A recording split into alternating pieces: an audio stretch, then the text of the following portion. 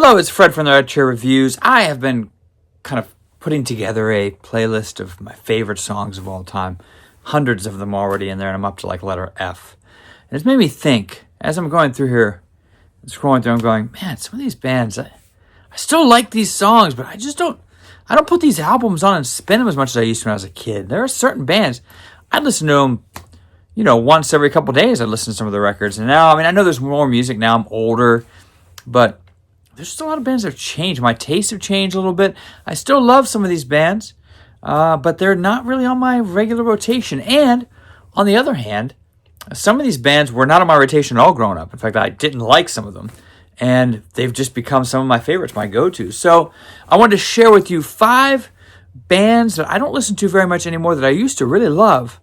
And then 5 bands that maybe I didn't appreciate, or maybe did appreciate, but I appreciate them even more now as I'm getting closer and closer to the big 5-0. So, without further ado, here we go. 5 that I'm loving the last several years, and 5 that I'm not really digging into. Let's start with something I'm not really digging on very much.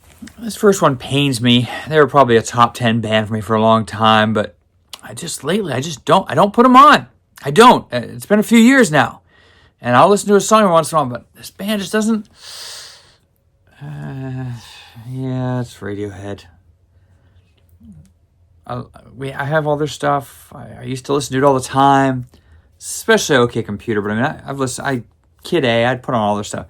I even like Moonshaped Pool, which I know wasn't everyone's favorite. The only Radiohead album that didn't sit for me very well was King of Limbs. I didn't love it that much. But yeah, I don't spin very much Radiohead anymore, and I don't know why. I don't know if it's just because it's kind of melancholy, and maybe right now I'm not feeling that all the time. There is one Radiohead album, though, that I still do put on quite a bit, and that is In Rainbows. For some reason, there's actually a live basement session on YouTube of this, too, which is where they play pretty much the whole album. Just really good. Weird Fishes and Nude and all those songs, just really all I need. There's just something about this record that still resonates with me even more than when it first came out. But the rest of the Radiohead stuff, not so much. Okay, now, next I have one of my 5 bands that I'm listening to a lot more as I get older. And this is one of those bands that just, as I've aged, I've grown to appreciate them a whole lot more. And that is Toad the Wet Sprocket. Man, when I was a kid, I had no interest in this band at all. None. They had like Walk on the Ocean, all those songs, but All I Want was their big radio hit. But man, now that I'm digging into their stuff, the longer I've been digging in, the more I'm like, man, they're a banger after banger after banger. And the lyrics to me, something about me being in my late 40s, this band their lyrics speak to me. I don't know what it is. They're not all about suffering. They're not all about pain. They're a lot about reflection. And I appreciate that about them. So Toad is really doing it for me. The second band that I haven't been listening to very much probably hurts the most because they, for all intents and purposes, were my favorite band for a long time. And that's Faith No More. I love this band. I have this album cover tattooed on me. I love Faith No More. Mike Patton, Mike Borden. I love those guys. I always was so upset that they were always considered a one-hit wonder by people, and they're not. Their catalog is actually far beyond one hit, far beyond epic. The song epic, way past that. But I don't know. There's a combination of a few things. Number one, I think that I've listened to these records of theirs so often that it's just, there's nothing new for me to discover now. And for a band like that, that's kind of like, all over the place and weird, when that starts to become mundane because you've heard it so much, I think that's part of it for me. Also, I was a little disappointed. They were supposed to go on tour right before the pandemic, and then they didn't, and they moved it, and then they brought it back, and then Mike Patton said he was not able to do it, but then he's out with all these other bands that he loves to go on tour with. There's something between the band. I know they never really got along, but something about them now, you could feel that it's like pretty much the end. Soul Invictus was like the last hurrah, and I saw them on that tour. And pretty much ever since seeing them live, that show, and they were great. They were great. It was a wonderful show. But ever since then, you could just kind of feel that it was like nearing its end. And I just know there's not going to be, I don't think there's going to be any more new Faith No More music ever. So I don't know. I'm just kind of off that wagon now. I'll still pop it in once in a while. Angel Dust is still an incredible album. Angel Dust, got to check it out. King for Day, they're all great records, but for me, they've run their course for me, I think, in my regular listening rotation. Another band I've been listening to a lot more as I've gotten older is Depeche Mode. This is a band that probably right around when this album came out, I Feel You and stuff like that, was on MTV. I had no interest in Depeche Mode. I was kind of like, oh, this kind of poppy goth crap. But man, their stuff is so good. I owe Depeche Mode and their fans an apology for 18-year-old me not understanding what they were doing. But man, they're really good, and I really can't find a bad record. Every album has something on it that I'm like, man, this is really a jam. Strange Love, just can't get enough. There's a lot of Strange Love is such a great tune. Walking in My Shoes might be the best Depeche Mode song ever. But the further I dig into their catalog, the more I realize I missed out on this band for a long time, and older late 40s me understands. Depeche Mode is nothing to be trifled with. They're a really good band that wrote incredible music. Okay, now for a third band that I'm not really listening to anymore, and that is System of a Down. I was fortunate enough to see these guys even before their debut came out. I saw them opening for Fear Factory at Peabody's Down Under in Cleveland, and I thought they were really weird and cool, and people were kind of standing around like looking at them like, what the hell is this? But yeah, I like their music a lot. I actually think that their last Mesmerize, Hypnotize, I think the vocal harmonies on those albums in particular are underappreciated. But I just don't ever go, I want to hear some System of a Down. I don't know why. Once again, the band doesn't seem to really get along too well. Like there's tensions all the time. It's not creative, and it's not fruitful tensions. I think that's also with Faith No More. When the tension becomes they just don't like each other, as opposed to like they don't like each other, but they're working together to create this art. Once they just quit liking each other, I don't know. I don't see much left in the band's catalog that is going to come out that's new. And when I reach back and hear the old stuff, it's just kind of like nostalgic, but doesn't really carry any weight to it anymore. I know it's political. I know they had a message that was strong, but I don't even think the people in the band agree on those messages anymore. From what I can tell. So, yeah, System of a Down just doesn't do it for me now. For 3 years running now, ever since the garage sales of 2022, this is my most listened to artist, Stevie Wonder. That run of 5 records, I could just run those straight through, even though sometimes he goes into this weird character on a couple of these, and I'm kind of over that. But besides that, the music and the performances, the melodies, the lyrics, these records are just higher level in every way.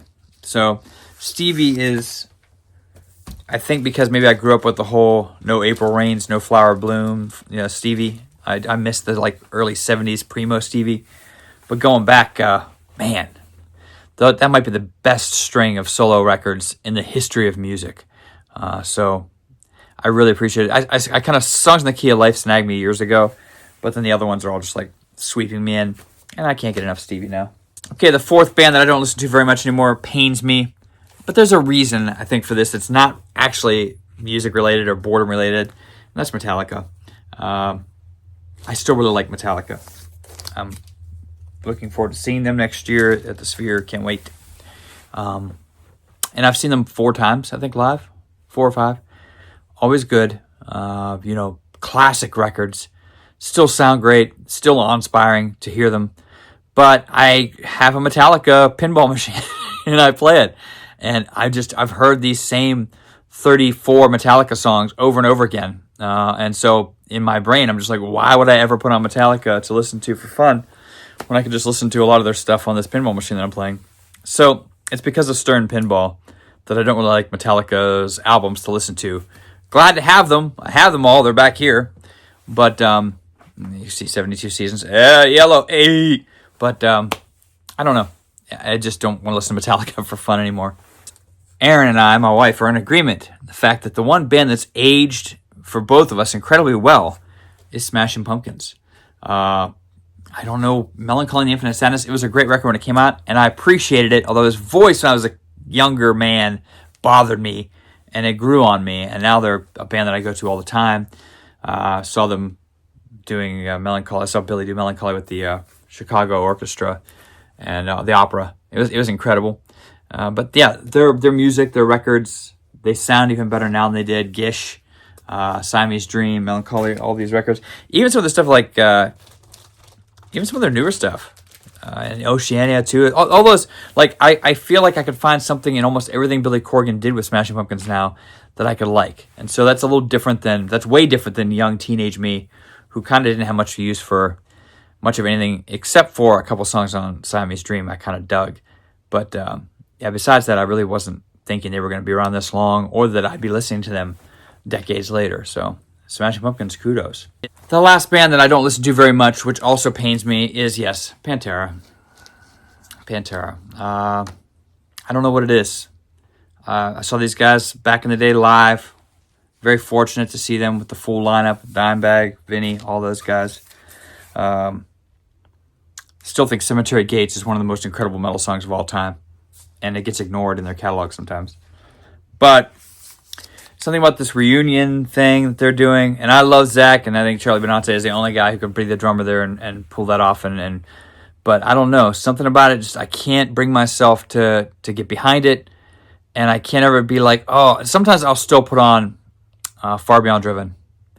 But besides that, I don't really put Cowboys from Hell on or Great Southern Trendkill or anything too much. I just don't listen to Pantera for fun very much anymore. I always find something else that I want to, something that's heavy or heavier than that. I'll put on Carcass, I'll put on death metal, or I'll put on black metal, I'll put on Enslaved before I'll put on Pantera. It just doesn't do it for me like it did when I was a 16-year-old kid. And then the last band that I really do still dig on, this kind of counts as two bands, because I'll tell you the other one too. It's Him. I know this is like some kind of silly goth metal band or love metal for people or whatever. I think these songs are just great. I can't, the more I listen to them, and I've been listening to these guys for decades. The Bam Margera thing, even before Jackass, like I heard it on a CKY 2K video before Jackass, I heard Right Here in My Arms, and I was like, man, this band's good. And also with them, CKY, I didn't grab one of the records, but CKY, although less so their newer stuff, I don't like that current thing they got going on with that lineup. It just doesn't feel like CKY to me anymore. But I think their records, Infiltrate, Destroy, Rebuild, their albums just like Him. Deep Shadows, by the way, is my favorite Him record, but I can get something from all of them. Even the later stuff, even like Screamworks and Tears on Tape, which I don't dig all the time, even those have something. So Him to me still sounds like a really good rock band. You get in behind the love metal and the goth metal, call whatever you want. Like, oh, it's for like those metal kind of like kids that also they want to be emo too, whatever you say. I don't care. As a 40s plus, an older 40-year-old man, I think they're great. And I have no shame about that.